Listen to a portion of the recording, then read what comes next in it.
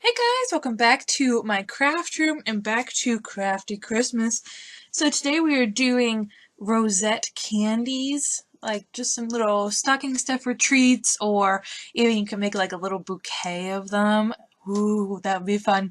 You could put it in your, like if you have a hot chocolate bar. Oh, how cool would a little vase of these be right next to that? I think that would just be so fun. Or even just do a bouquet of them in a vase and give them as a gift.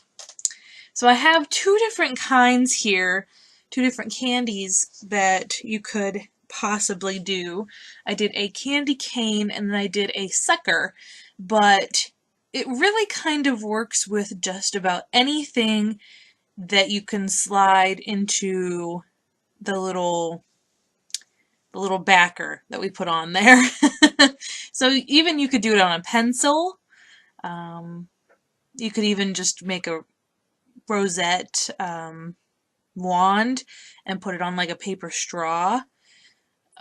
You could even do that and use them as straws. If you wanted a fun little festive, maybe place setting, or just some straws for them to use during your holiday party. Really anything you want, you can use these rosettes to do. Basically, you're just making a rosette and putting a back on it so that you can slip something in and out. And then, if you don't want it as movable, put a little scotch tape on there. Perfect.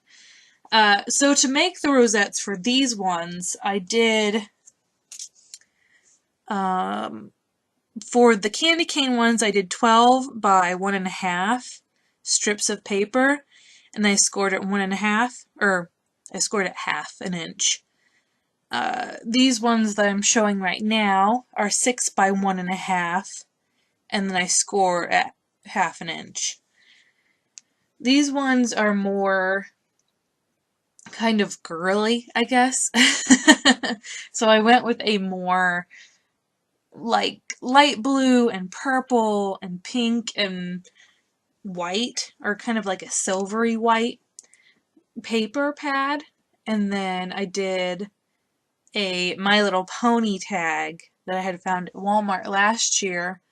But of course you can use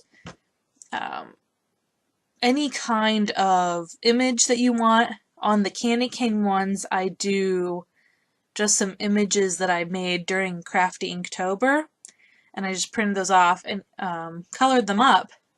But you could also use stickers, you can use die cuts, oh my gosh, even book paper, you can get images from there. Oh, if you cut up Christmas cards, you can put those on there. I just use a little bit of hot glue to make sure that they are secure on that rosette, because sometimes with the grooves, the glue just doesn't want to sit right. So hot glue is your kind of best bet. Maybe E6000 would work, but E6000 is going to be hard to work with while you're trying to have your rosette set up. So you really want to kind of have your base really put together before you start putting something on top. So I would recommend hot glue, just so you don't have to worry about it unraveling or coming off at any point. But the one thing I would say is, if you want a smaller rosette, or even if you want kind of a, oh, what's the, like a closer, like, oh my gosh, what am I trying to say here? Whenever you make the valley and mountain folds, if you want that to be closer together, because if you see in the My Little Pony ones, the actual rosette is kind of sprayed out a little bit more, but then in the candy cane ones, it's kind of closer together. So that's kind of dependent upon what size you have your initial strip as, and then also what size you end up doing your scoring at. So you could divide it into a quarter of where you score, and then that will make your bumps closer together. But I wouldn't recommend doing anything higher than 1/2 inch, because 1 inch is going to be way too big and you're not going to be able to manage it too well. So I would say 1/2 inch or less is probably the best bet for making your rosettes.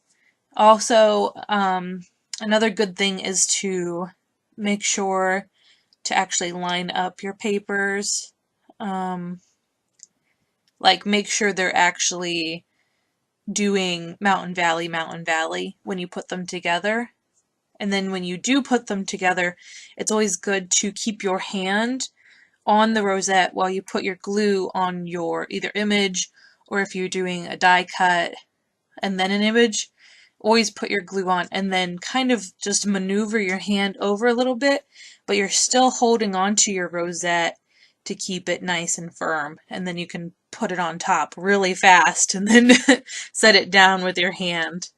But these are super easy, and then all you have to do for the little backer is make just a piece of cardstock and just, make sure it's kind of a pretty good length to match up with your center of your rosette. And then I like to put my candy on the actual rosette and then put my backer on, and then put the hot glue on either side, and then just kind of push it in a little bit so that your sucker or candy cane or whatever is able to slide in and out easily. But if you don't want it to slide in and out easily, then go ahead and put a piece of Scotch tape on that, and then that'll stop it.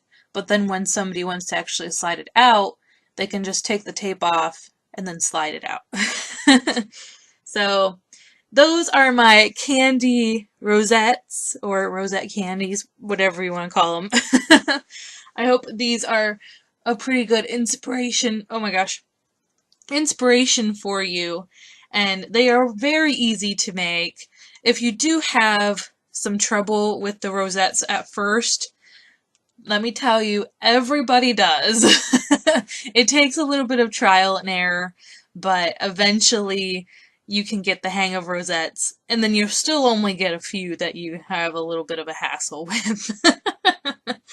But I hope you guys enjoyed it. I hope you're having a crazy day. Good crazy, not bad crazy, and I'll see you in the next one. Bye, guys!